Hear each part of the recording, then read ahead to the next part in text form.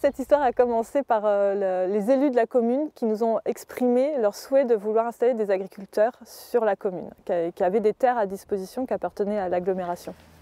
Alors d'abord, on a eu l'idée.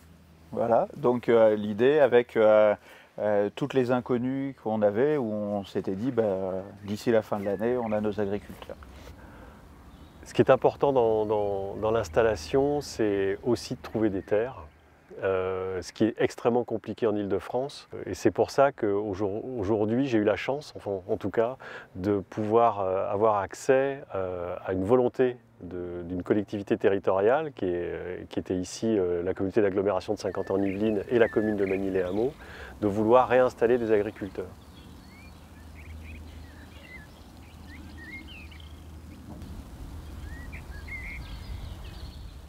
Magny-les-Hameaux, c'est une commune de un peu plus de 9000 habitants qui est partie intégrante du parc naturel régional de la Haute-Vallée de Chevreuse et également de l'agglomération de Saint-Quentin-en-Yvelines qui est une ancienne ville nouvelle en Île-de-France.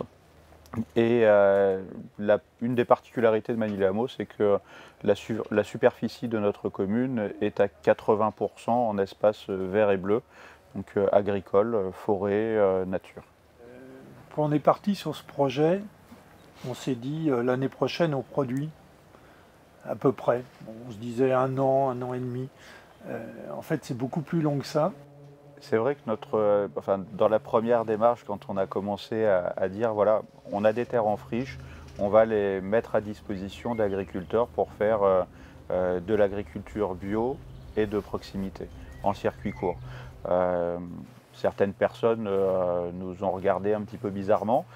Et en même temps, nous qui ne connaissions pas forcément l'ensemble des techniques complexes aussi de remise en agriculture, on se disait en effet à la fin de l'année, ça sera parti et on aura nos salades et tout ira bien.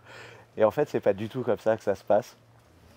La communauté d'agglomération portait le projet à notre demande pour pouvoir justement mettre en place de l'agriculture biologique et de proximité sur ces terres.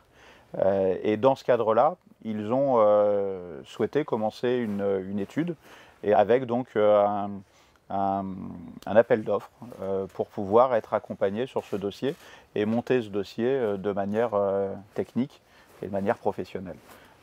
Dans le cadre de cet appel à projet, nous avons retenu le groupement Abiosol. La mairie a organisé des sessions de concertation animées par le réseau Abiosol, il me semble. Donc là, c'était vraiment définir ce qu'on voulait comme projet, nos attentes de façon un peu philosophique et aussi de façon concrète en termes d'aménagement.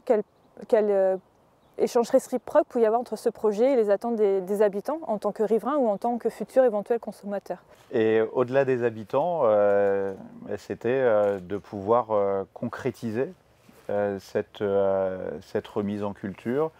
Et ça, c'est l'accompagnement, par exemple, de structures qui travaillent sur la production agricole, qui nous ont permis d'affiner le projet, d'affiner le cahier des charges pour les porteurs du projet en toute connaissance de cause.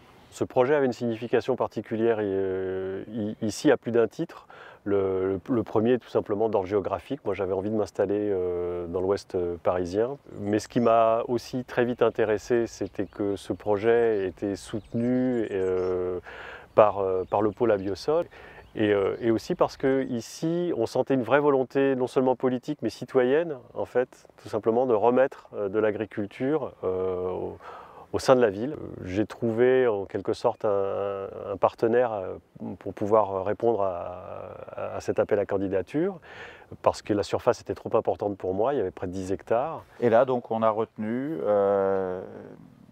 ce projet avec du maraîchage et de l'arboriculture qui a été présenté. Alors, on l'a choisi tout simplement par rapport au type même du projet, mais aussi à l'assise économique qui était présentée sur ce projet, et puis au lien avec les habitants et avec les structures de consommateurs existantes sur le territoire.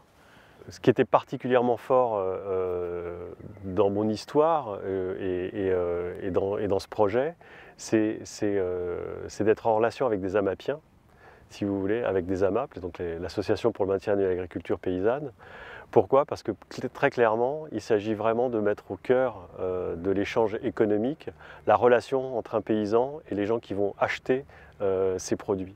C'était une super bonne nouvelle que en fait, c'est une concrétisation même d'une AMAP, c'est-à-dire de pouvoir accompagner l'installation au plus près possible et dans le modèle qu'on veut défendre. Enfin, c'est l'aboutissement de ce type d'action, quoi. L'objectif pour nous est vraiment d'avoir une exploitation qui soit pérenne ici et qu'on puisse utiliser au maximum l'ensemble de cet espace qui est disponible pour pouvoir nourrir la population. Et aujourd'hui, y compris un certain nombre de gens qui avaient des doutes sur le projet, viennent nous féliciter, voire certains vont pas tarder à se l'attribuer comme étant leur projet. Je trouve ça assez cocasse d'ailleurs. Oui, à la rigueur, tant mieux. En tout cas, ça montre qu'il y a un réel besoin, et de tout le monde.